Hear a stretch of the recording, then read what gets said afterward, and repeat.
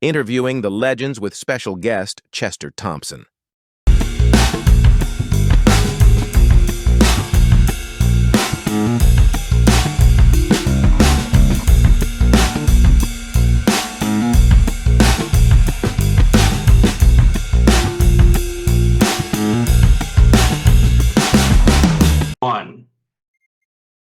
Hello, everyone, and we are back for another edition of the Interviewing the Legends. I'm your host, Ray Shasho.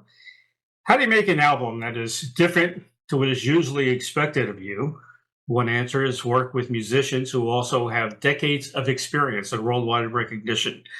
Plant a few seeds, then stand back and see what happens.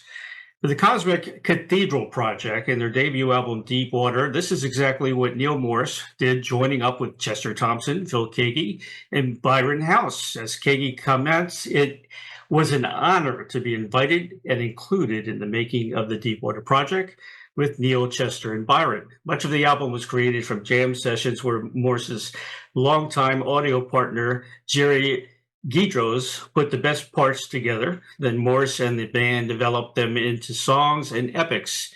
Most of the album, and certainly Time to Fly, came directly from the jam sessions, where we were spontaneously creating in the room. Even a lot of the lyrics just came out of our mouths. It was amazing. What resulted from all this was a more groove-oriented feel, which Morse calls a prog meets yacht rock meets the Beatles kind of album, with an unmistakable jazz fusion influence. These guys are real groovers, even if they're playing proggy stuff. It has more of a Steely Dan feel to it. But when Phil and I started singing, it sounds like the Beatles. In Deep Water, the new Revelation section is based on a jam that turned into something that could have been on a Sting album. So there's a lot of variety here. And Chester Thomas says, I am super excited for people to hear this album. There was great communication between all the players, one of my favorite projects I've ever been part of. And coming from someone who played with Genesis and Frank Zappa, that's quite a statement.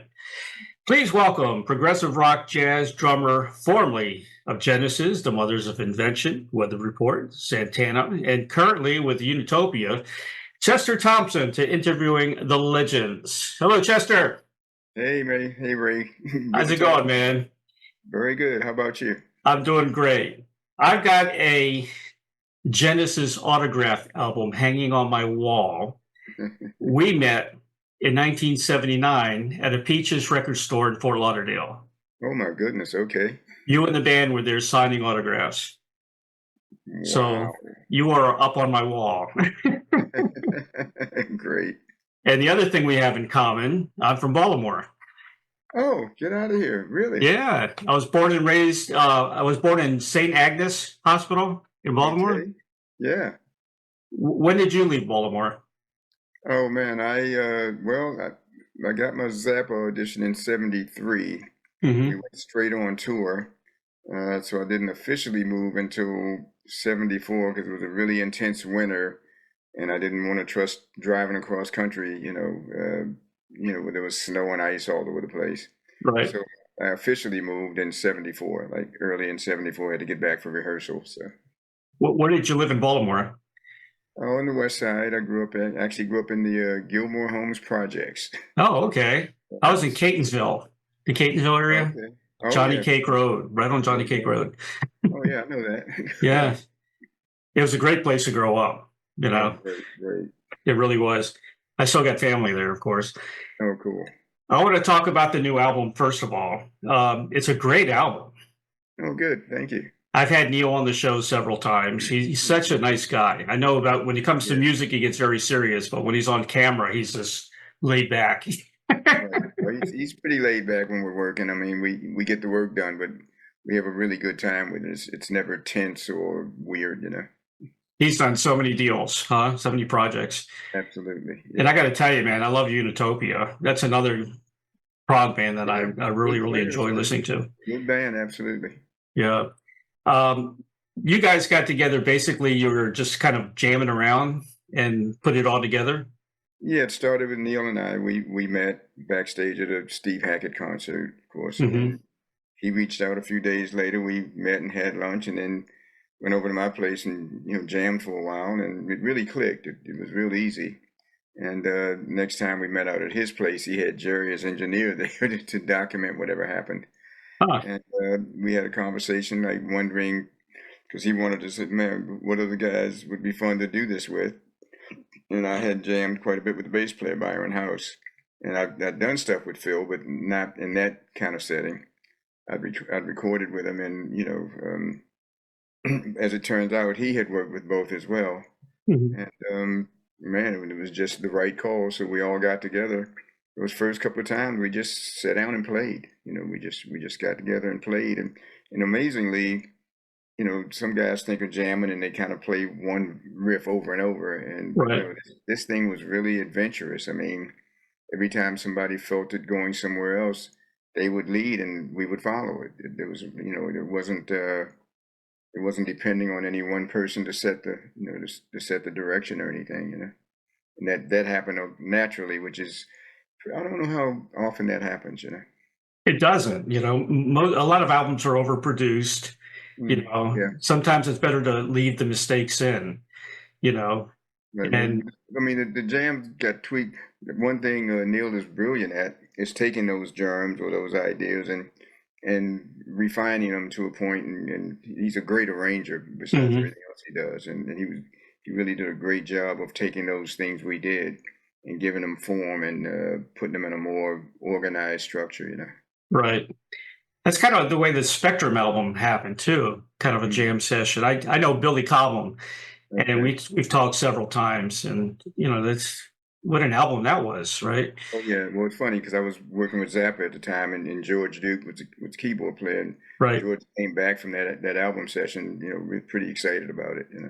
Oh yeah, definitely.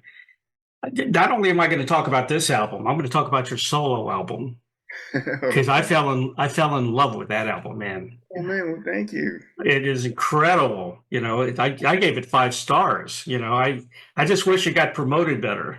Yeah, I'm with you on that. It's a great album.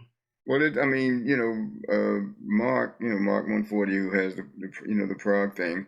I mean, basically, we were preparing the Unitopia stuff, Mhm. and I guess it came out that I had just done a project, and I mean, I've usually put out my own stuff, and I was going through some health issues prior to that, and so wasn't able to do all this stuff I would normally do.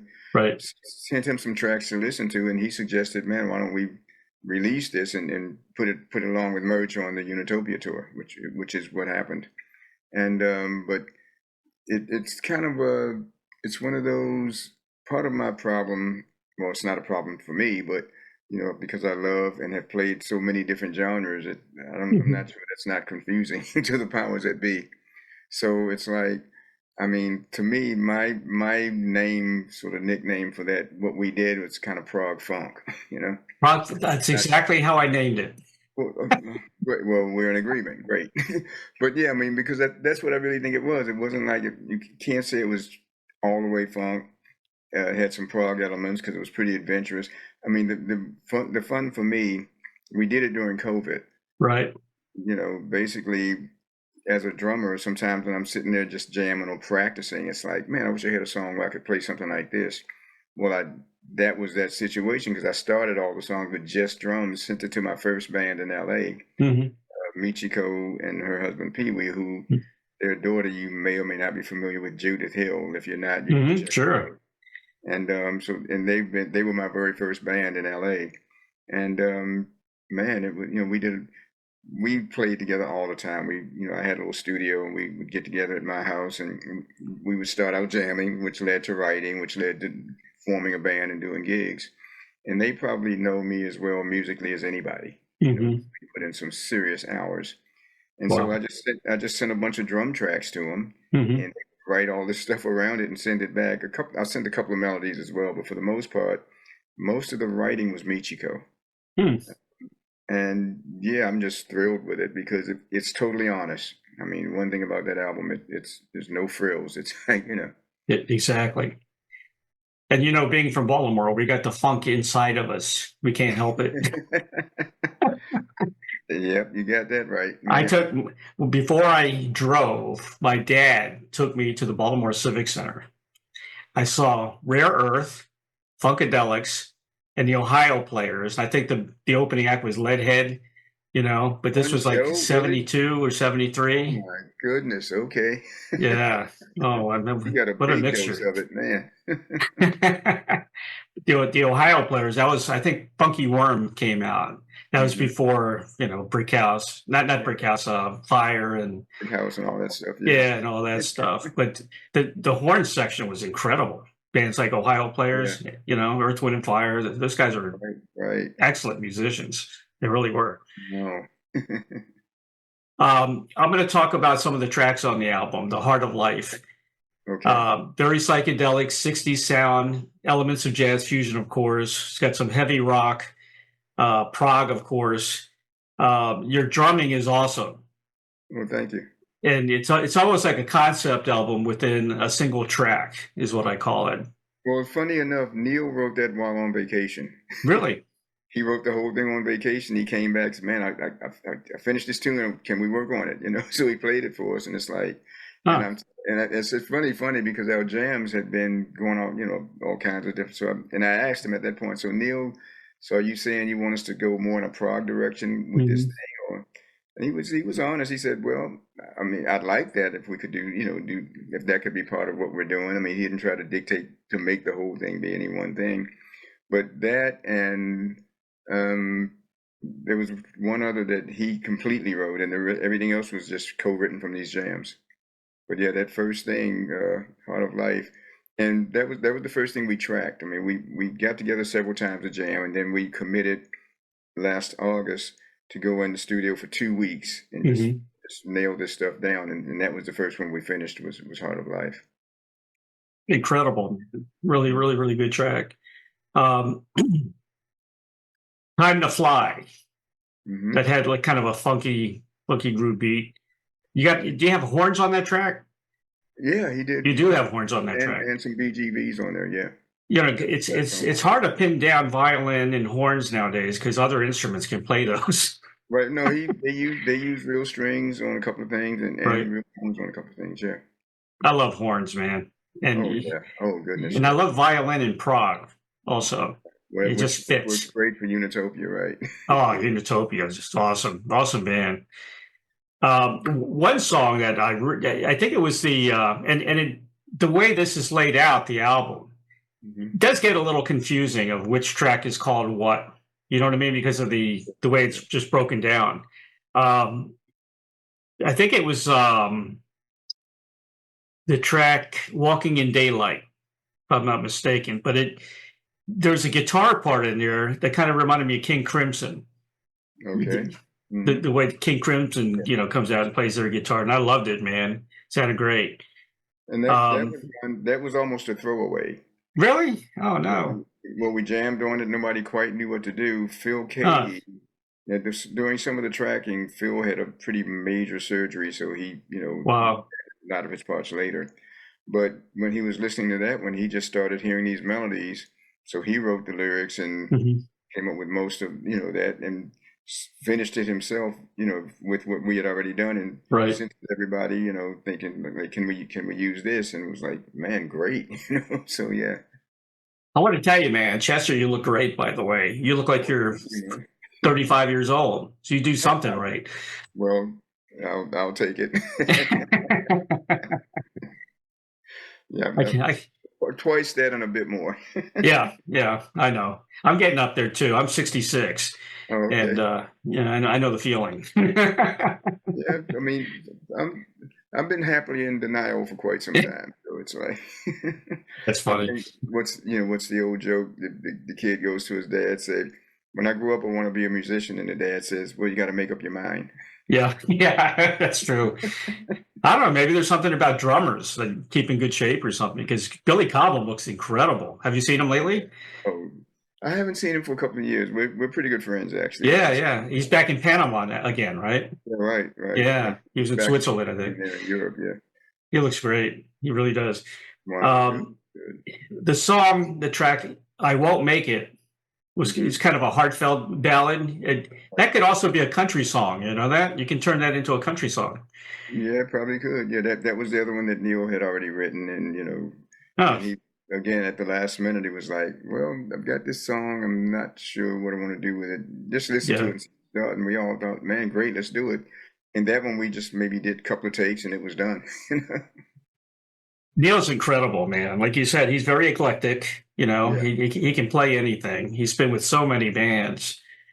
He's a breath of fresh air in the music industry. He really is. Yes. Yes.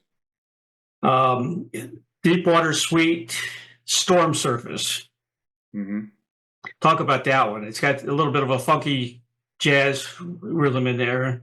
Great That's bass. well, the Storm Surface is mostly my melody. That was That's my you. idea. Okay.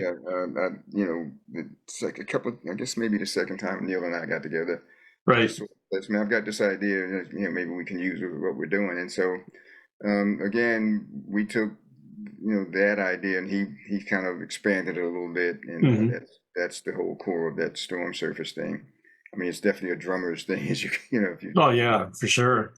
and yeah, I mean that's the instrumental section, I guess, of the whole thing. And Hmm. all of these tunes, man, they're yeah, I mean, I'm not sure how the prog world is going to take it because so much of it doesn't feel like typical prog.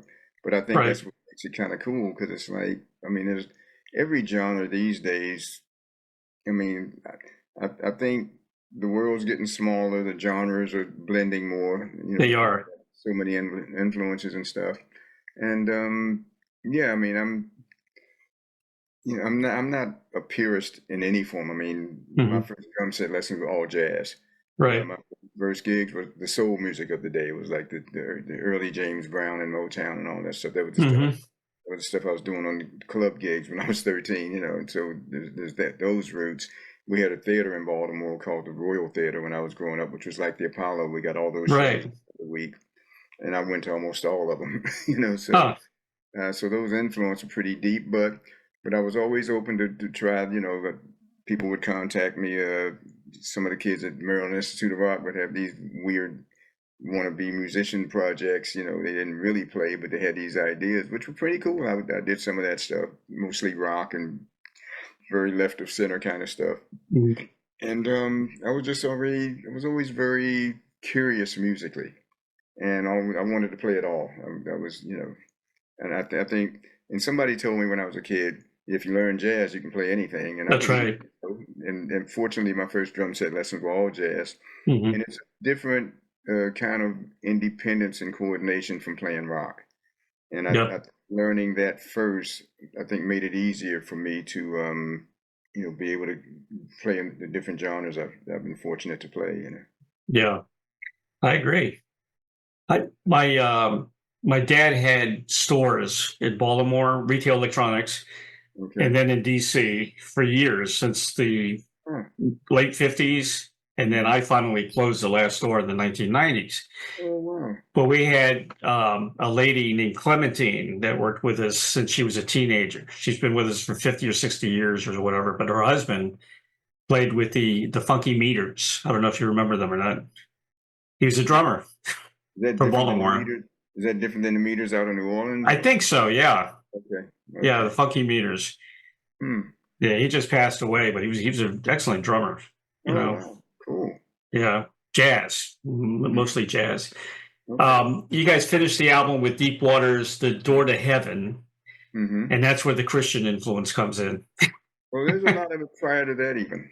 Yeah. You listen to some of the lyrics. I mean, it's Right. that's kind of thing. And that was one of Neal's things. It's like with all the other things he's done, in recent years, he became a Christian, and that's what I've been for the last 40 years, or Sure. trying to Me get it too. right. Me too.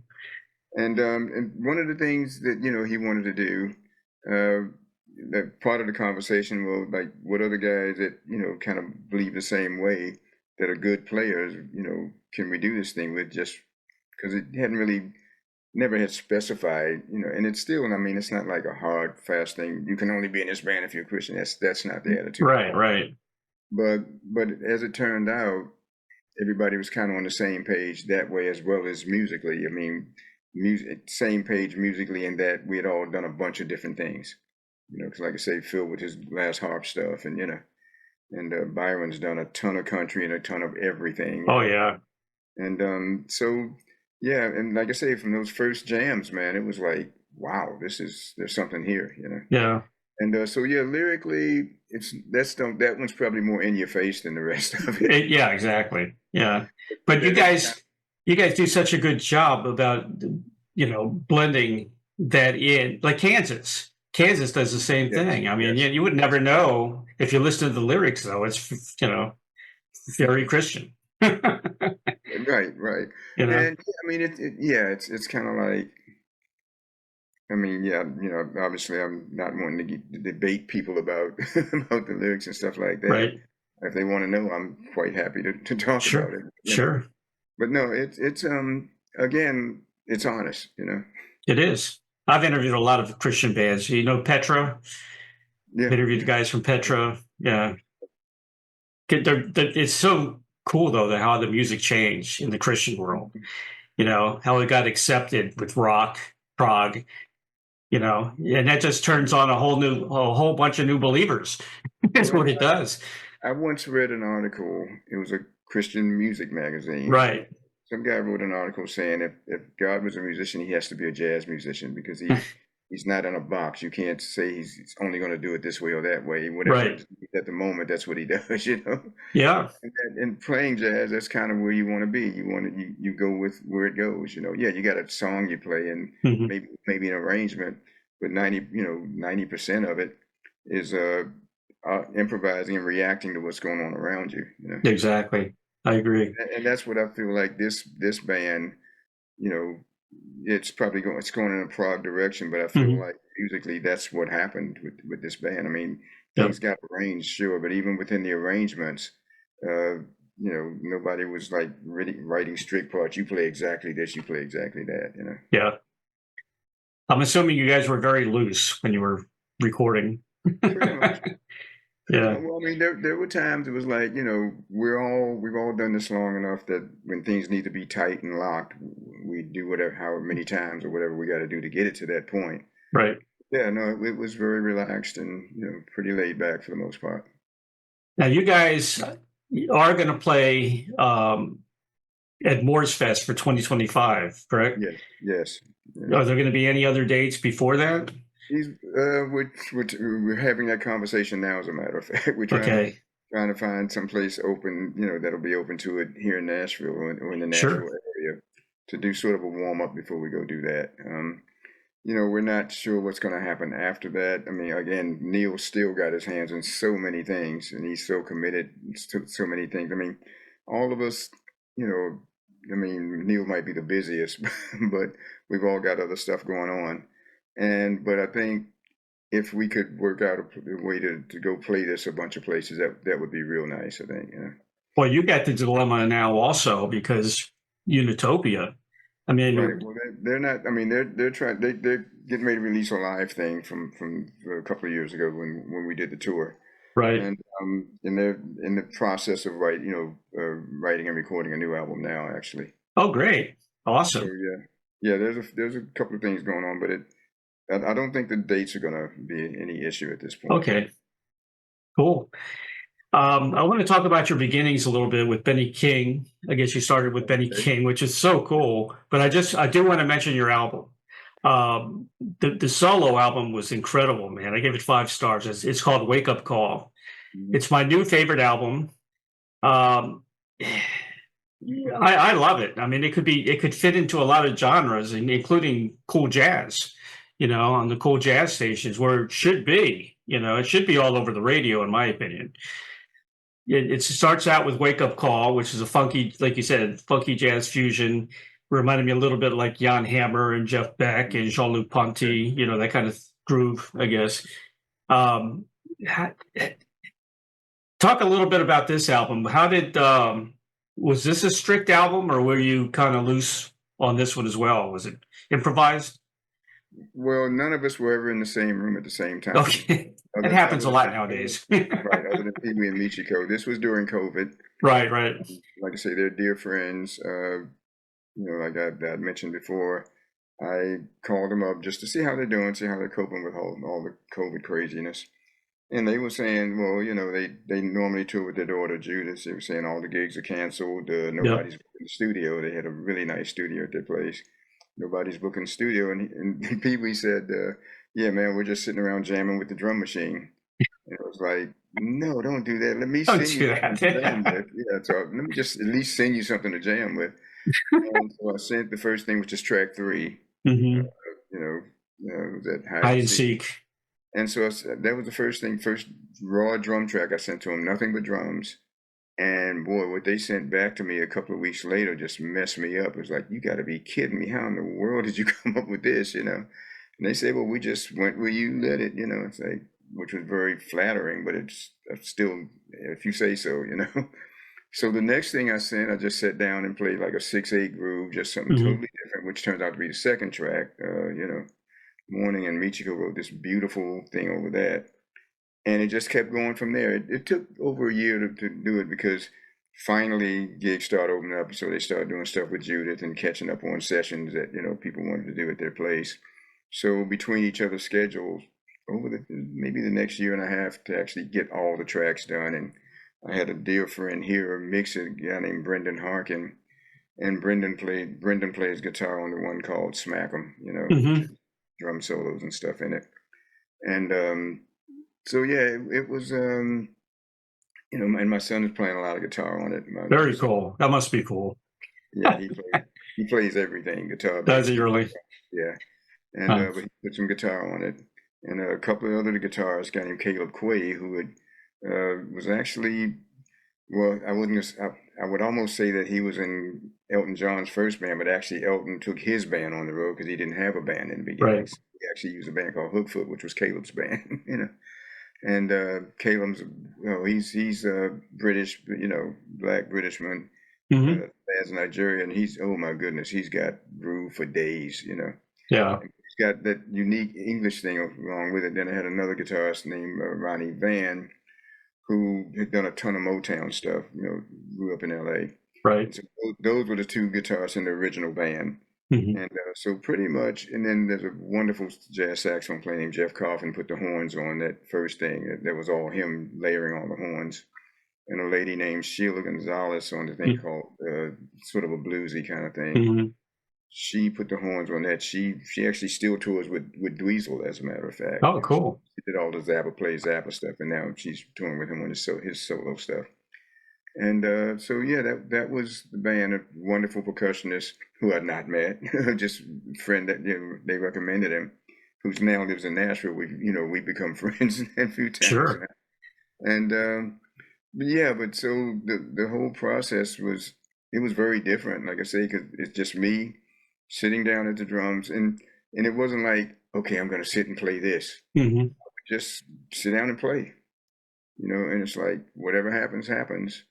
And a couple of times I had something in mind, and I'd sit there. It's like that ain't working. Hmm. It's like, but then I'd clear my head, sit down, and just start playing. And man, that's what I would send to them.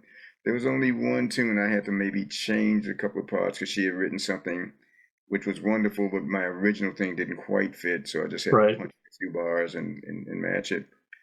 But it was a fun project. And again, like I say, the friendship is so close with them. Hmm. Even though we were all in different rooms, I don't think it feels like that. It blows me away how you guys can put all this together and sound so good. You know, the engineering, the production of it when you're not in the studio together. It's And we're it's it's each doing crazy. our I don't know how own, you do it. well, we're each doing our own engineering. I've got a room downstairs, and I Okay. drum tracks and send out. And I don't consider myself a real engineer, but I can get pretty decent drum samples, Sure. I guess. And the guy who mixed it all for us, the guy here in town, Brendan Harkin, I mentioned, brilliant engineer. Hmm. We were going to put real strings on one thing, and went to check in with him to book the studio. Had no idea he had packed all up and moved to Florida and was living by the beach. It was like, oh man, how could you do that? And loving life. I mean, Yeah. we're born a day apart, and I get it. That's you in the future. Maybe. I, well, people keep asking me, "Are you retired?" I'm trying not to be. I mean, Try not to be. I really don't want. I don't want to be retired. You know. Yeah, The phone's still exactly. ringing, so you know. Yeah. Well, look at Keith Richards. I mean, the Oh Rolling my Stones, goodness. they're going to be 100 years old and they'll still be playing. Right. Well, one of my favorite drummers in the world, Roy Haynes, Roy just Hayes, yeah. Roy just passed away at 99. I Wow. saw him at 89, and the guy sounded like he was 30. I mean, Incredible. ridiculous. You know. Yeah. Smack 'em. You know what I heard on that track? I heard Buddy Rich. Oh, I'm not. You even a sound like Buddy fan, Rich. but okay. Yeah, I'm not a Buddy fan, but okay. You're not a Buddy fan, but you know how fast Buddy is, you know? Oh yeah, His- I mean at his speed at 70, I don't think I even had at 40. So you know, no, I mean yeah, I mean he was an amazing technician. Oh my goodness, I mean, I'll give him his props. I Right. guess, but his style of playing wasn't didn't touch me as deeply as it did some people. I like rhythms, I like groove, Right. and for all his bombastic virtuosity, That's a good way of putting it. I I didn't like feel, that. I didn't feel a whole lot of groove. I mean, it's impressive, you know. Yeah. Obviously, the guy was a master of what he did. Right. I grew up with people like Max Roach, and you know, Max Roach, yeah, definitely. stole a ton of stuff from Billy Carbon when I was coming up. You know, I mean, Yeah. and I mean, Billy's got more chops than anybody. You know, Well, and besides you, I should Billy's say my Bill- favorite drummer. Yeah. Bill, he prefers Bill to Billy, by the way. Yeah. And, but you know, and when I was playing with Weather Report, we toured. His band opened for us on one tour. Oh, cool. And you speak of Earth, Wind, and Fire. There was a tour where Weather Report went with the same management as Earth, Wind, and Fire, and we ended up opening on an Earth, Wind, and Fire tour, which was really, you know, Wow. really in their prime. It was, oh my goodness, amazing stuff, man. Yeah. I don't know how he does it. I mean, I watch Billy, all those YouTube videos and stuff, the way he plays.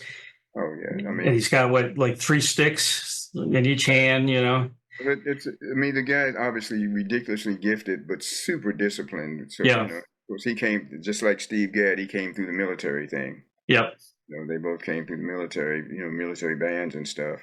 And that's you know, being in the Army. It's another level of discipline than the typical musician. Mhm. You know, and they've both done and you know been able to incorporate that into their playing and their approach, which I think is pretty wonderful with both of them. You know? And he still got nervous. He told me he was nervous playing with Coltrane and Miles Davis, you know. Oh, yeah, I get that. Yeah. I mean, I was, you know, playing with Weather Report. That was my favorite band at the time. And it was like, Great band. I mean, I'd been doing it long enough at that point. I, you know, knew not to tense up and, you know, and go there. But man, I was amazed, you know. Yeah. In awe of what was going on around me, you know. I was trying to get Les McCann on the show. I think he was having some health issues because I loved his music too. Yeah, he was amazing. Yeah. Yeah. Fun groove time, you know, with, you know, just wonderful playing, but man, the party time, you know, with his stuff. You know, jazz, you know how the blues came back. You know, the Brits brought it back with John Mayall and Right. people like that. And then Johnny Winter, then, Well, you know. it never went away. They just brought it to a new audience. Exactly. But that's the way jazz should be. You know, they should bring it to a new audience. Well, I tell you what, I don't think I've ever been in any country that doesn't have jazz festivals. Really? From the small, That's cool. Man, some of the most small, out of the way towns in countries you would never imagine to have jazz festivals. Yeah. And people show up and love the music. It's amazing. It's just like metal is like bigger than I ever realized. I mean, there's not a country in the world that doesn't have like, it's maybe not as widespread, but there's like a very devoted metal scene almost anywhere I've ever been, you know. Well, see, I'd put jazz, prog, and classical music in a category because the players are so excellent. They're great musicians, great artists. Yeah, those are demanding forms of music. You got to practice for sure. You got to practice for sure. Yeah. I like some of the other tunes. I loved Attitude. Oh, cool. Thank you. It's kind of a Private Eye, Mike Hammer, Mickey Spillane type, right? Yeah. Right. 1940s. I love that, man. Whose idea was that? Was that you? Again, like I said, everything started with a drum track. Huh.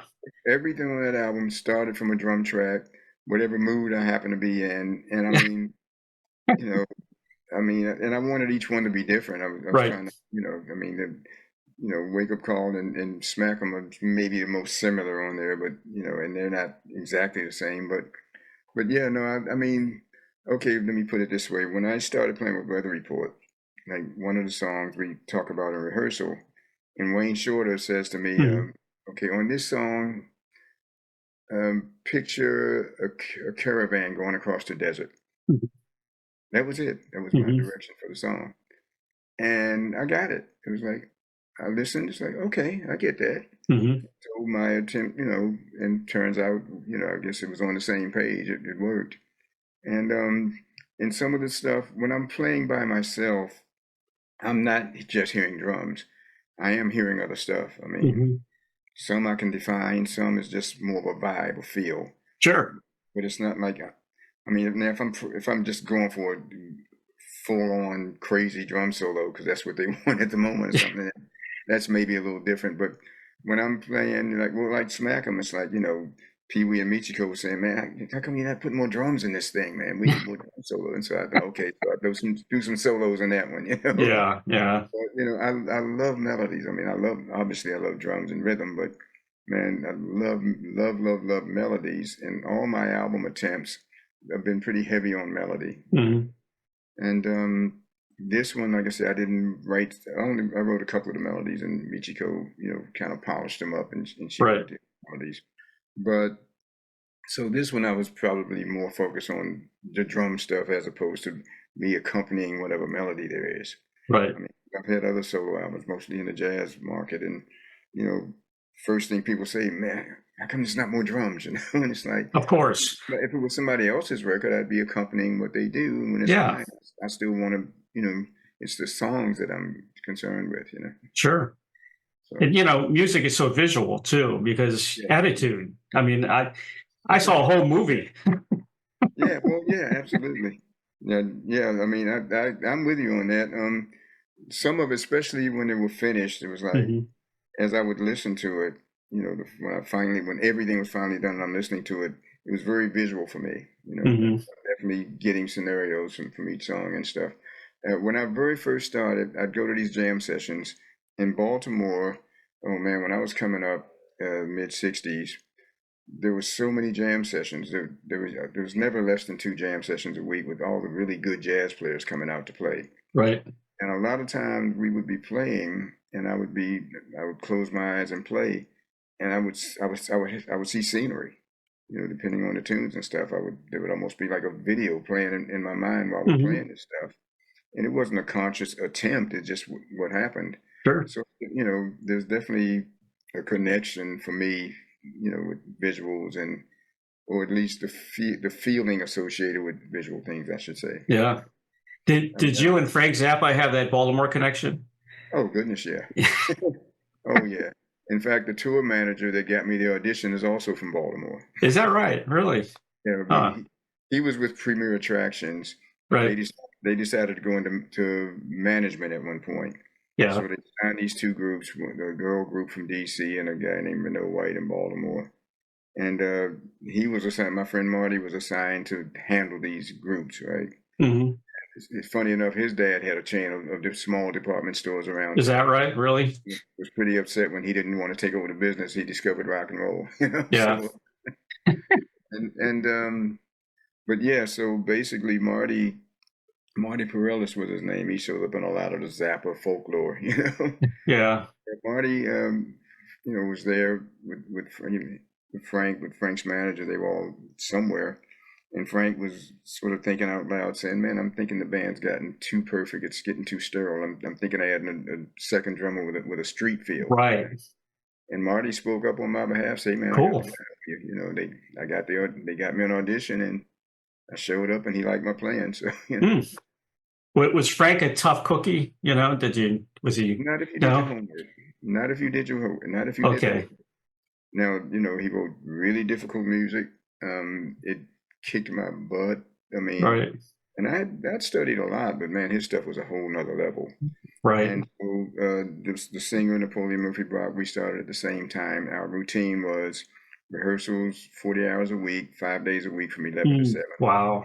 Leave rehearsal, go get dinner, go to bed, wake up about 2 or 3 in the morning, practice for a couple of hours, Mm-hmm. back to sleep, get up, get breakfast on the way back to rehearsal, And I'd be in my room banging on the bed, and I'd hear because he sang and did saxophone, and I'd hear the saxophone cranking up on the other side of the little motel we were in. It was like at 3 in the morning, we're both 3 in the morning working, tweaking these parts and going back, Yeah. So yeah, I mean, it was very demanding, but very fulfilling. And as long as you did the work, man, I got on fine with Frank. We never had any issues. I mean, it was, and then you got George Duke in the band, and it was crazy. Was Jean-Luc there when you were playing? Or Jean-Luc left before I came in. Jean-Luc left, and Ian Underwood, Ruth Underwood's husband, left. Those two left at that time. Okay. And then Ralph Humphrey was the drummer. He just passed away last year. Yeah. Phenomenal player. Oh my goodness. And it's then you had the Fallon brothers. Really high level of musicianship. So one Saturday night, I'm in Baltimore, deep in the hood, playing jazz all night, and then Monday morning, I'm in a rehearsal with, to my way of thinking, were hippies that happen to be ridiculous musicians. So yeah, a little bit of culture shock there, Exactly. Yeah. I can't believe the Baltimore Civic Center is still there. It's under a different name, and they renovated it. But they did change the name. Okay, well, yeah, they did. Good. Okay. But they renovated it, and now they have concerts there again too. But there's a lot of venues there now that didn't exist when I was there. Like I mean, I like where the city's gone. In a lot of ways, it's got issues, but it's got some rough neighborhoods. Yeah, but there's some opportunities that weren't there when I lived there, which was kind of nice to see. I had Tupac's cousin on my show. We talked about growing up with Tupac and all that, because they're all from Baltimore too. What? I didn't know that. Yeah. No idea. Tupac's from Baltimore. Yeah, he's from the neighborhood. Yeah. Makes sense, but I had no idea. Yeah. His name was Malik. I want to just compliment the piano player on Reflection. The piano player was excellent on that track. Mm-hmm. That's Michiko. He did a great job on that. That was a great album. I love the album, man. I'm going to promote the hell out of it because it deserves. I mean, I think it's Grammy worthy. That's how good I thought it was. Well, I'm not anymore. I was a member of the Grammys for the NARAS for a long time, and even on one of the judging boards here in Nashville. Oh, cool! Some of the stuff in route. And there's a process involved where I wish it was purely, this is great music, let's nominate it. I wish that was the case. I know. There's a lot of politics involved, right? Yeah. And your label's got to be pretty established, and they're the ones that nominate it, And so far, there's been talk of maybe having a PROG division one day, but so far it's still not there. And it's just kind of the redhead stepchild of the music industry right now, I think, It's like the Rock and Roll Hall of Fame. It's the same thing. They got it all wrong. Right. Yeah, there's no PROG in there. There's, I mean, it's, no. Well, they did. I mean, the early Genesis got, we went to the ceremony, the Peter Gabriel era, Yes. Which really was it was pretty much almost all PROG. I think until, what was the last one Peter did? It wasn't selling England. What was it? Probably was it right before Trick at the Tail? Was that right before that one? Right before that, yeah. Yeah. That was Peter's sort of, swan song when they all realized it was time for him to go his own way, Right. And, but I mean, fantastic music. I had no idea when I went to Europe with Unitopia, the weight Genesis still carries in the PROG world. Oh, yeah. I mean, the first couple of stops, I was being asked for more interviews than the guys in Utopia. It was like, so yeah, I mean, but which is amazing that was a part of something that just happened. It's like, but you were great in the band. You're awesome. Well, You know, oh yeah. people are still talking about you in Genesis. They really are. Well, it's interesting. Yeah, it was a band. It was definitely a band when we were Mhm. together on the stage. We were a Mhm. band. Outside of that, no, it was not a band. Yeah. Business wise, it was not a band. And Daryl and I both, Daryl Sturmer and myself, you know, they didn't want us to feel left out, so they would say, well, we got these interviews, come on guys, and we end up sitting there, and it's like, so we finally had to ask, look, if they're not really that interested in us, Hmm. if we could have that extra hour before the sound check, fine. It's like, because otherwise we're just sitting there well, yeah, and again, that's what you sign up for. It's not That's like right. I That's wasn't hired thinking, oh, I'm going to be a member. I knew, back yeah. that point, it was like, Phil called up one day, asked did I want to be in the band, because Yeah. he'd heard me play with Weather Report, and he'd heard some of the Zappa stuff, so, Right. and that was that, Yeah. I knew his position, and I was a real fan of his drumming in the early Genesis. I thought he was amazing. So it wasn't like, I wasn't any under any pretensions. It's just like that's just like the band with my album. We keep wishing we could maybe go do some gigs. Hmm. Every time we think about it, Judith is busy again. Yeah. Yeah. I know. That It's she's their tough. first priority, and I get that. Yeah. I think it's cool though that you got together with Steve Hackett. I've had Steve on the show many times. I love Steve. Him and his He's a wife. good guy, man. They're Yeah. awesome. Yeah. Yeah, him and I were very close. The 1 year he was there with You Genesis. did the Revisited tour once, didn't you? The Genesis Yeah, well, Revisited? just the Tokyo tapes thing. Okay.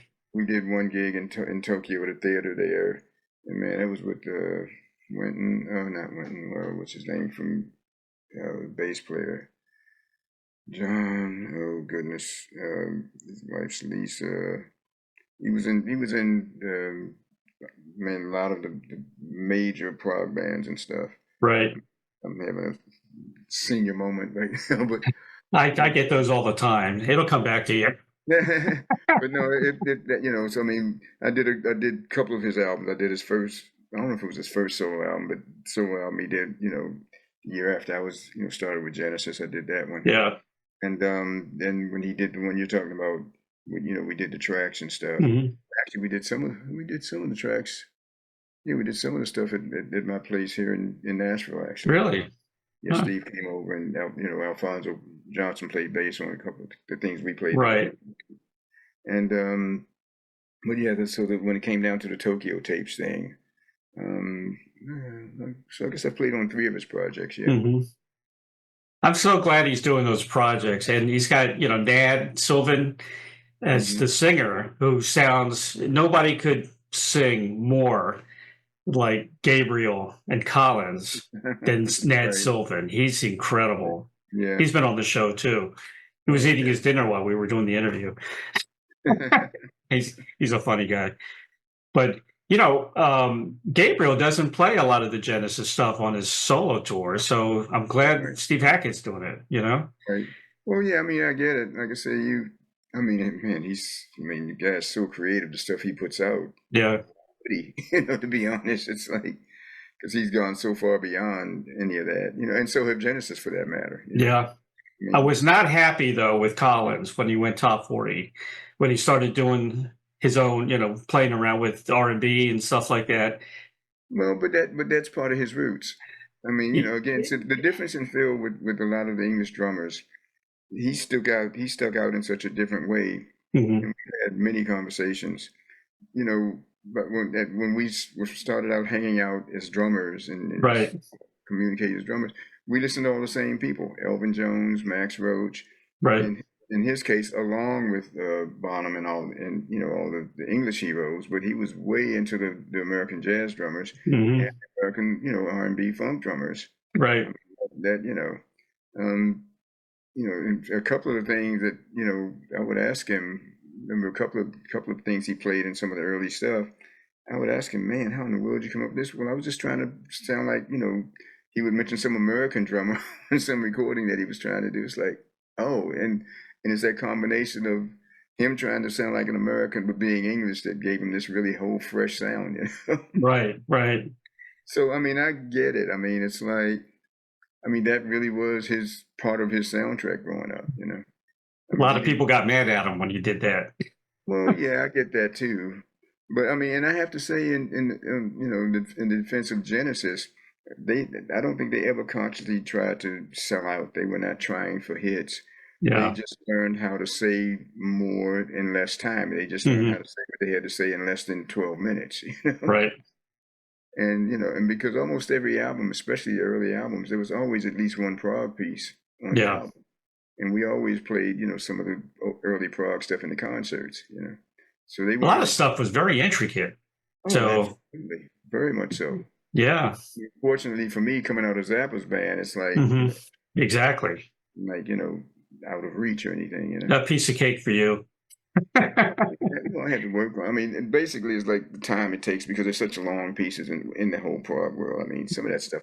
I mean, like you mentioned, the Deep Water Suite. That's one Yeah. piece.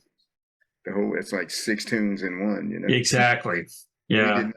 It's going to be a real challenge to try to play it live and remember all of those details. I got to tell you, we're all like, ooh, we're gonna start rehearsing during the summer. Exactly. Exactly.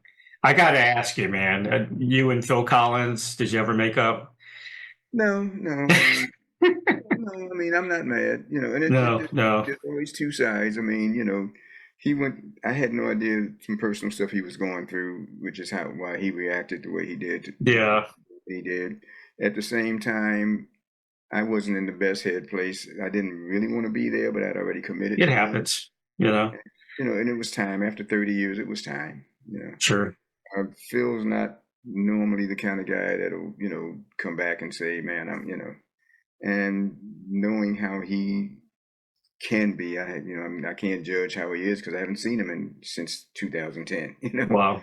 But, the Phil I know, it's like if we cross paths, I'm sure it will be a wonderful Oh, sure. reunion. In the meantime, he's not going to reach out, and I don't think he would receive my reaching out. I mean, that's. And you're such a laid back guy. I can't understand, you know? No. I mean, I'm over it. I mean, it was tough for a while. Yeah. Yeah. But no, I'm fine. All's forgiven. It's. I mean, our relationship goes way deeper than what Sure. went down. But man, between some issues he was having and his health, oh my Yeah. goodness, the man's been through it. He has. Yeah. He I mean, looked very frail. right. I've had 3 back surgeries myself. Ooh, gosh. A year and a half ago. Did they help? Huh? Did they Oh, help? Did back oh, surgeries help? yeah. Oh, yeah. Great My surgery. wife is going through that. She's got No damage was blown done. discs, but Oh, she yeah. doesn't want to have the surgery. She's afraid. Well, I mean, I've got a great doctor. She wants somebody she can trust. Yeah, I she mean, 'cause does. I don't know where I'd be if I hadn't had those surgeries, to be honest. I She's don't been know. on the shots for years. The I steroid. did them until they didn't work anymore. Right, right. There's a point where they stopped working for like about 3 years straight.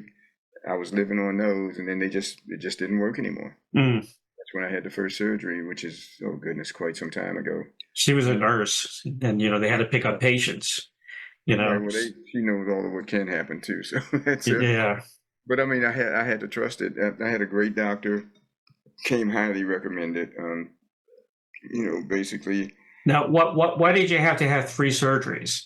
the first one was called a discectomy, where the disc had bulged out on one side, Right. the wall and bulged out. So they go in and just shave it down. Mm. Okay. And this is a trip, right? So the doctor, as he's explaining the surgery before we do it, he had done his residency and practice for a few years at Johns Hopkins. Right. Yep. And the lady who was his nurse, who was a friend of mine, was also there at Johns Hopkins at the same time. And she said, great doctor. Only thing that I didn't get from him was enough aftercare information of what to not do. Mm-hmm. So that it was fine. They shaved down the disc, no pain whatsoever, nothing. A year later, the following year, family death in Baltimore, drove up 11 hours from here for the funeral without stopping. 11 hours, pretty much straight, other than to stop and get gas and stop at a drive-through. Did the same thing 3 days later. And when I drove, I would sit up really straight. Well, that pounding caused the disc, that same disc to bulge out on the other side. Mm. At that point, you got to do a fusion. It's like Right. left of the disc. So I ended up with a different doctor, one that this same nurse lady who was a friend, you know, and I knew she had worked in OR, and we both play in an orchestra here. There's like well, she just retired from it, but we just, it's like a 60-piece orchestra. That's just, oh man, it's such wonderful to be in that setting. You know? Oh yeah. And so she just happened to ask one day at, you know, we were rehearsing before the concert, and she's like, how's your back these days? And I was saying, well, I'm really going through it again. And mentioned that a doctor who had been recommended, and she started laughing. I thought, what a strange reaction. And she said, oh, I'm sorry. She goes, I'm sorry, but you don't know why I'm laughing. The doctor you're talking about in the hospital, you know that I work OR, but you don't know where I work. That's where I work. Is that particular? And I have to say, he's a good doctor, but for what you're going through, no. Only one there's only one doctor you let touch you in that place, because she works with them all. Yeah. She says, you go with that guy and nobody else. They know. And sure enough, you know, so he did the last two. Good. One was the fusion, and a typical fusion, they take the disc out and fill it full of bone graft, and he didn't do that.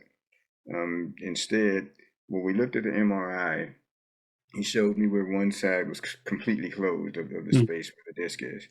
So he was thinking that it was gonna be hours and hours and hours with him having to like do all this really major repair stuff. He said once he got in there, he said it was just this tiny little piece of bone, like each vertebrae, there's a joint so that you can do all that stuff. Like there's joints on each side. Right. So he basically repaired it with bone graft and did a post on each side, but left a disc there. And so. And I asked him later, it's like, wouldn't it have been stronger had you filled it with bone graft? He says, right. Yes, but then I would have to manipulate the disc, and that's when the trouble starts. So even the last thing they had to go back and do, a few years later, the next disc up, I started having trouble. We did the MRI, and sure enough, it had formed a bunch of bone spurs in the disc, in the joint. So, and then this disc above that was showing signs of it. So he cleaned all of that out. In the meantime, the first one he had done had developed so much scar tissue, he had to go clean that out. That's right.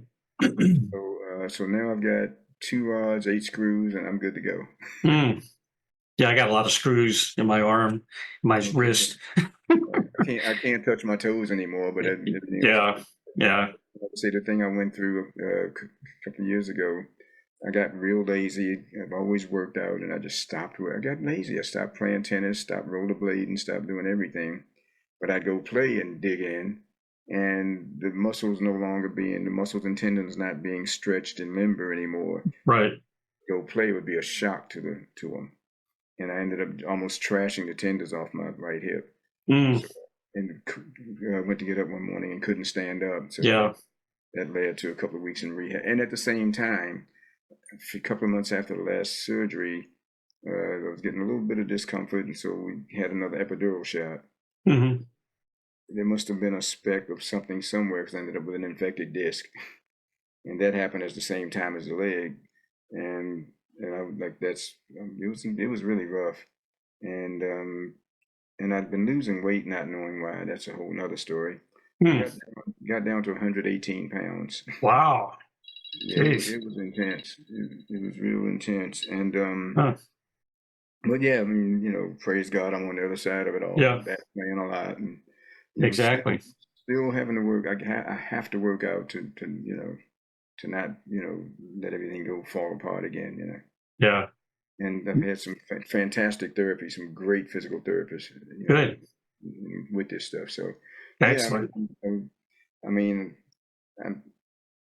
I'm not a fan of getting cut up. Nobody is. But man, they really, really did the job. Good. That's everything, man. You have a good surgeon. That's everything. And the rehab. So many people don't want to do the rehab, which is the biggest mistake. You got to do the rehab. I don't know what happened. One of Phil's back surgeries went wrong, and he was left. One of his feet is numb, which is why he's got to walk with a cane. I don't know if it's an extreme form of neuropathy or what, but he doesn't have, his balance is gone. And from he's had man, 2 or 3 neck surgeries, and he can't close his hand all the way down around the stick. So, you know, he just gave up on trying to play anymore, which is really a drag. But you know. Did you have the pain going down your leg also? Oh, absolutely. Oh, Yeah. Which is why I knew that the disc, the infected disc, was not the cause of what I was feeling, because Right. it definitely was not sciatic by any means, you know. Mm. And so finally, the doctor's treating, you know, while I was in the rehab place, I finally convinced the doctor, you know, that I'm sure it's not the disc that's causing this, because they were thinking, well, when the disc is fine, Right. the disc was infected, and it was on a bunch of antibiotics for a long time. And so they finally sent me to a sports medicine doctor who found the injury and, you know, and knew what physical therapy I needed and all of that. So it's rough to get old, man. it's not, as they say, it's not for wimps, man. I've been through my share. Believe me, I've been in the hospital, in and out. I broke so many bones. It's ridiculous. Were you an athlete or something? Or? Let's see. I fell off a truck and had 2 surgeries on my wrists. Playing with my grandkids, I slipped on a gate, broke my shoulder and dislocated the shoulder and had surgery on that. So I got pins up, you know, up and down, screws up and down I've broken so many bones. And I had a scare where you get blood around your heart, you know, it fills around your heart. I forgot there's a word for that, but I'm thinking it might have came from the COVID shots, because that was one of the really side effects, you know, because I never had issues with my heart. Right. Yeah, I did shots and boosters and all that. Fortunately, I never had any side effects or anything. Yeah. I mean, I think the last 2 boosters, the arm was a little bit sore, but I wouldn't even call it pain. It was just, I was very fortunate that way. But you're lucky you're thin too with your back. You know, you're not overweight or anything. Yeah. Right. Yeah, no. If my frame just didn't, there's been a period in my life where I got a little heavy and didn't take much to knock it off. So that's good. It's hard to get rid of excess weight, you know? Yeah, I tell you, I've got this ab cruncher, they call it ab cruncher, Okay. ab roller or something, and right, like little arm rests, and you just roll up and it's and you do these crunches, man, and boy, if you got a gut, it'll knock it out in a month. Oh, cool! I got to try that. It will knock it right down, man. That thing's amazing. I got to try that. So you kind of hold it in as you do them, and man, it just burns all that stuff off and tightens up those stomach muscles and saves your back. You know. Okay, I think I had that at one time. It was called the ab roller or something like that. Yeah, I still got one. So. You still got one? I got to get one. Time to get back on it, but yeah. Exactly. I gained too much weight. Speaking of, that's hilarious. I'm trying to gain weight, man. Yeah, I know. Speaking of Phil Collins, I had Simon on the show. Oh, cool. Yeah, he was we were talking about a new band he had called E Molecule, which is again PROG.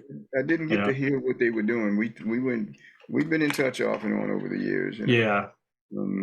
Yeah, he's a good kid, man. He's a good kid. He really is. I have to share stuff, but he's a good guy. Real quick, just want to mention you started out with Benny King. Well, it didn't start out with him. That was results of. But yeah, basically there was a guitarist in Baltimore named O'Donnell Levy. Him and I grew up together. Right. Same neighborhood. We must have been in 10 bands at least together, and he ended up with a record deal, and. When we went to New York to do one of the sessions, bass player named Lee Collins, who happened to be Ben E. King's music director, and asked me about, what I up for doing a tour. And oh man, that it was a short period, but man, what a gentleman. Ben was just wow. Nicest people, man. Yeah. And do you ever hear the story of how Stand By Me happened? Well, he was the lead singer with the Drifters. Right. And the session was booked. He was telling me it was snowing that night, and he was the only one that showed up from the group. They went on and cut him doing it, and the rest is history. Yeah. How about that? It pays to show up, Exactly. So you played on all those big hits? No. I mean, in concert or like clubs or what? No, Yeah, clubs. clubs. Clubs in Canada. Yeah. But you still played with them. That's awesome. Oh, absolutely. Yeah. It was wonderful, and yeah, the Like, guys. Yeah, I mean, I just can't. I was really impressed with what a nice man he was. right. I'm a kid, and he's like, man, he just really would sit down and talk to me and tell me stuff, and and it's so funny because just before you went on stage, I shouldn't say this, but so because he's already been doing the theater thing and all that, Yeah. and so just before the show, he's in the dressing room and he's putting on makeup and stuff, and I'm thinking, but without it, his face was totally full of freckles. Really? Ah. Yeah. Then he was covered with freckles. It was interesting. And it was like, I mean, you grew up around people like with all sorts of stuff, so you pay it no mind. But once he hit the stage, nobody ever. Nobody knew. Yeah. Because he learned how to do the theater makeup thing and all that. You know what I'm noticing when you get the big screen TVs now? I think mine's like 75 inch or something. You see everything. They all the makeup people had to learn new techniques because That's right. Stuff was not working. I remember the first days of having like a high def television. Mm-hmm. Oh my goodness, you could see every detail. That stuff did not blend well. Not at all. If you watch I Love Lucy and Desi Arnaz, he's got a skin problem. He's got like pot marks all over his face. Wow, I don't. Yeah. Watched them since having a big screen. Big screen, you see it all, man. I thought it was funny that when you worked with Santana on the Beyond Appearances, right?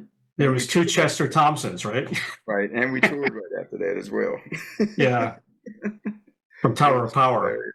Yeah. The first sessions were really hilarious because the guy would go, "Okay, Chester, play." So we both start going there. No, Chester Thompson. So we both go at it. Then it finally got to be, okay, Chester drums, Chester keys. That's funny. Carlos's wife is a good drummer. She's a really good drummer. I had her on the show. Yeah, Cindy's a really good player. Cindy, yeah, absolutely. She's awesome. Here's your final question. I ask everybody this question. I get some very interesting answers. All right. If you had a Field of Dreams wish, I mean, that's my favorite, one of my favorite movies, Field of Dreams. Okay. To perform with or collaborate with anyone from the past or present, who would that be? Probably Stevie Wonder. Yep, I've heard that a lot. Yeah, I mean, I think he's like, man, he's probably one of the most prolific American composers. And yeah, I mean, it's time for a new American songbook, and a lot of should be a lot of his material in it. The guy's just brilliant. Have you met him?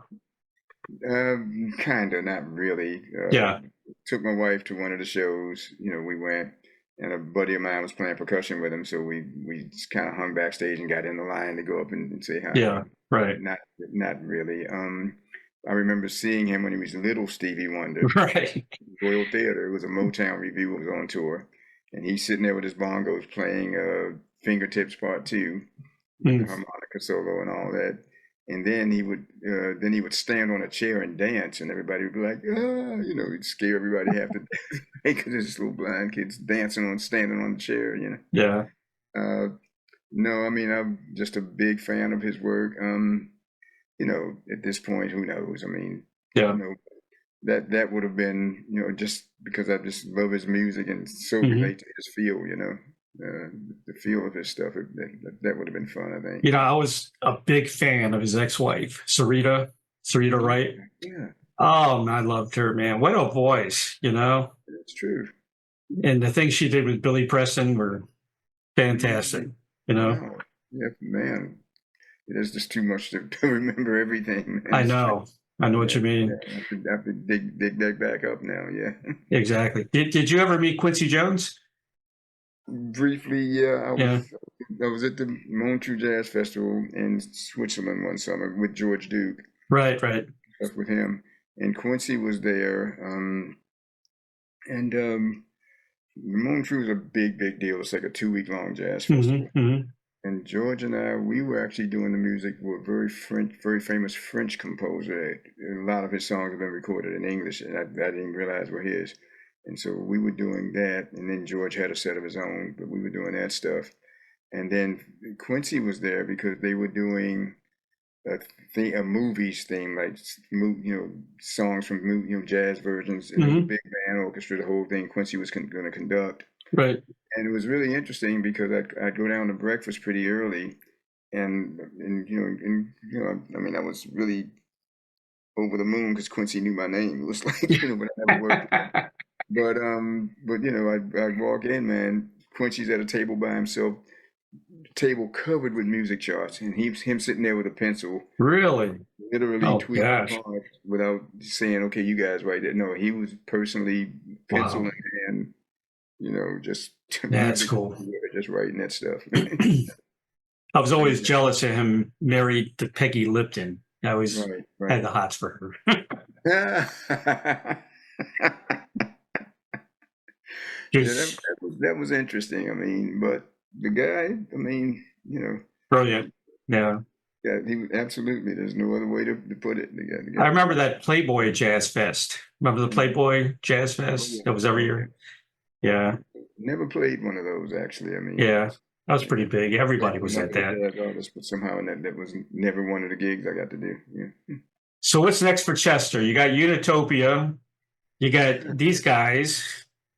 Well, my friends, I spoke with my Pee Wee and Michiko a few months ago. It's like, they had a really heavy schedule in the middle of touring. I said, "Man, are you guys up for doing this again? Another solo?" Like, oh yeah, absolutely. Send us some stuff. So it's time to get back down there and see what comes. Chester, I'm a big fan of that album. I mean, that's my style. I love that kind of music. Because it's like, I mean, I love it so much. I mean, obviously nobody saw it or bought it, but you got some good PR. You got PR for that or no? No, I didn't. And the label that put it out now has PR people in place. Now, funny enough, I did a ton of interviews and podcasts in England, right, Europe, but nothing in the States. Okay, so we'll see. But yeah, I mean, which means I can always release it again too. That's right. Sure. Which I fully intend to do. You should. So, I'm excited about. It's interesting because I won't be trying to repeat what we did. Right. So whatever comes, I know I can trust them to turn. And hopefully maybe get to go out to LA and spend some time and play together in the room. That'll be great. You miss playing with them because it's like again. All the hours we put in, there was just a lock that happened between us. It was really nice, Yeah. So, but at the same time, the way we did it, I would send the tracks and they had whatever time they needed to tweak it and write the other stuff around it too, which would mean a lot more pre-work. Well, who knows? We could still pull it off where I'd send them the ideas and then we track together. That for me, that would be the ideal, I send them the initial thing, and then we get together and play it live together. But it'd be nice to get your band together, do a little tour. Even back up somebody like Tower of Power or somebody. Well, we talked about it, and it was like, man, we would love to go play that stuff live. Yeah. But because there's so many keyboard parts and stuff, we'd have at least 2 keyboards and a couple of horns and 1 or possibly 2 guitars. Gets expensive on the road. Right. Well, to really recreate that stuff of what we did, yeah. I mean, I think we could do it with 2 horns, 2 keyboards, 2 guitars ideally, and percussion. So, yeah, I'd have to sell some units first. Yeah. You ever do an R&B album? All R&B? All the greats, all the covers? That's all I grew up doing, right? Yeah. I've never toured with an R&B group. Other than Benny King, that's the closest I've come. I don't try to dictate my life. I mean, you ask what are my plans? I don't plan much. Every time I try to plan, it falls. Doesn't come out. Yeah. But what comes out is what comes along is so much better. It's like, okay, Lord, you got it. Yeah. You know better than I do. I think you're right. And it's really worked out that way for me. I mean, I've got dreams and things I want to work towards, and I'll take my steps, take my first steps, and just try to be open to go where it goes, because my life has been so surprising. I mean, from Baltimore to projects, give me a break. You know what I mean? And all of a sudden, it is where it is, and I'm just grateful. Yeah. So well, I think you're revered. You're a revered drummer, and people, when they think about, we need a good drummer, call Chester. That still messes me up, to be honest. I'm not that big a fan of me. Yeah, always that's funny. That's hilarious. Fortunately, it seems to work, but I ain't there yet, as far as I'm concerned. Yeah, you could have done a lot of session work too, right? Well, I was starting to do that in LA, and right. then this gig happened. We were gone, and the thing about session work, they call that third time and you're not available, you're off the list, Just like that. Yeah. And we would be gone for like 6-7 weeks at a time. Like here in Nashville, people go out on weekends and come back. I know. Nashville's a great place. Yeah. But in the country and the Christian world, which most of the contemporary Christian is done here in Nashville, a lot of the gospel stuff is Atlanta and New York, but the CCM, the contemporary Christian stuff, most of that happens here. They tend to tour weekends, just like in the country world. Everybody goes out on a tour bus and leave on Friday or Saturday, come back Monday, which is great for family stuff, Yeah. I mean, fortunately with Genesis, as soon as they started making real money, they would always charter planes so families could travel. Well, that's nice. Yeah. They were a real family band. It was not like a party band by Good. So my son still is in touch with their kids, Oh, cool. Very good. It was very cool. Yeah. Well, Chester, thank you so much, man, for being on the show today. I'm sorry about the little debacle, which no problem, Ray. It totally freaked me out. I don't know what happened. And it's a brand new microphone, brand new mixer, and it just died. Electronics, man. It's like, they just, I don't know. It's like we talk about in the studio, we talk about the gremlins in the machine sometimes. There's a gremlin. For no reason sometimes, man. It's like everything is working great one day, you go in the next day and it's different, It's different. Yeah, I don't get it. I don't know what it is about the nature of electronics, but it can change. Yeah. And these days, I mean, when I'm having issues in my studio, I know it's only one button push somewhere, but finding that button to push, But it takes time to find what's going on, Exactly. Yeah, exactly. I'm glad I had a backup. Yeah. Well, yeah, there's that. I want to say very special thanks to Roy Avon of Royal Avenue Media for setting up this interview today with Chester Thompson. Pre-order Deepwater by Cosmic Cathedral, and you can pre-order it now. I guess the best way is to go to the Cosmic Cathedral website or Neal Morse website, correct? Bandcamp. Oh, well, no. Bandcamp. I think he's got a presence on there as well, but yeah, absolutely. But yeah, his thing, his place to go. And lots of success with the album. It's an incredible album. Thank you. Yeah, it was a real treat being a part of it. And because I've done so many bands, being a part of so many, this one feels like I've really got we all got a part in this, as opposed to, some famous band hired us to go out and be janitors with instruments, basically. Yeah, it's already called a super band, Yeah, I mean, some people are saying that, and you look online, and it's kind of like, I mean, it's better to never look online. I mean, out of a vast majority of positive responses and stuff, you get a couple of people that's like, really? Why would you even go there? And I guess that's just today. We get a lot of cowards behind screen names. Well, you got a lot of good feedback on your YouTube video. Oh, great. Yeah. There's a lot of great feedback. I'm very amazed with that. Yeah. And that was fun because we were trying to recreate what we had already recorded, which is right. But in the studio, we were not touching the instruments. We were going for it in there. The poor crowd who had earplugs in, But it was fun. Well, great meeting you online. Hopefully, nice to meet you too, Chester. Maybe we can meet somewhere and share get a couple of crab cakes together. That'd be awesome. Are you an Oriole fan? If I'm when I watch baseball, yes, but I didn't grow up. My mom was a diehard Orioles fan. Yeah. I started gigging so early and traveling so much, I just never really fell into it. Those years, like I said, I started doing the club thing at at 13. So life consisted of school, homework, practice. Right. That's right. School, homework, practice. I played every weekend from ninth grade till I got out of high school. So, and just trying to. So I didn't even follow the Colts that much growing up, which was really, it's a tragedy. But that was sad. yeah. That was sad. Yeah, I did a fantasy camp with the Orioles in 1990, so I got to play with Brooks and Earl Weaver and Paul Blair and Lee May. Wow. It was great. Wow, it was awesome.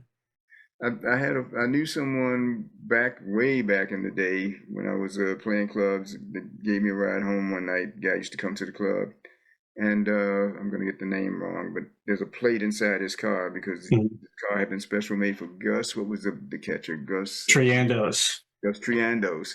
It was like this car was made specially for Gus Triandos.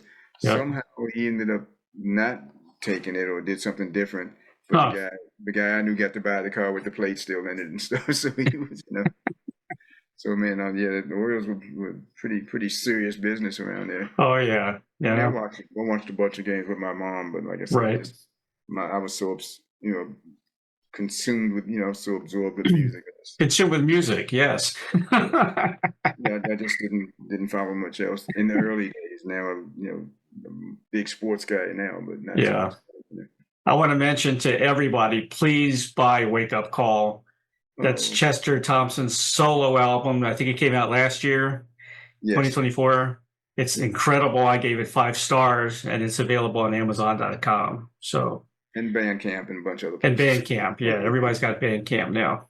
Yeah. Right. Well, man, thank you so much. All right, Chester. All right, Ray. Take care. Me too, man. Take care. Take care of that back. All right. All right. Yeah. All right. Good. My best to the family. Okay, same to you, man. Take care. Take care. Bye-bye. Thank you for watching.